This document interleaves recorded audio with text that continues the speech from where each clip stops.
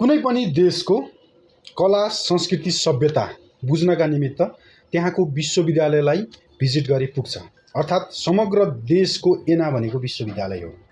हालै मात्र सरकारले विभिन्न विश्वविद्यालयमा उपकुलपति नियुक्त गर्नका निमित्त भ्याकेन्सी जारी गरेको छ र अब नयाँ आउने उपकुलपति कस्तो हुने, कस्तो खालको योग्यता भएको हुने, कस्तो क्वालिटी भएको हुने, कस्तो क्यालिबर भएको हुने, यो विषयमा जान्न यो देशभरिका जनताहरू आतुर छन्। विशेष गरेर त्रिभुवन विश्वविद्यालय लगायत देशैभरिका विश्वविद्यालयका विद्यार्थीहरूले अब हाम्रो उपकुलपति कस्तो आउने भनेर जान्न र बुझ्न चाहेका छन्। र सरकारले भ्याकेन्सी सँगसँगै हामी अब त्रिभुवन विश्वविद्यालय लगायत विभिन्न विश्वविद्यालयमा कस्तो खालको उपकुलपति ल्याउँदैछौँ, के त्यसका मापदण्डहरू छन्, यो विषयमा स्पष्ट पारिदिन हुन यो सरकारलाई अनुरोध गर्न चाहन्छु। यो कार्यविधिलाई जनतामाझ ल्याइदिन हुन हार्दिक अनुरोध गर्दछु।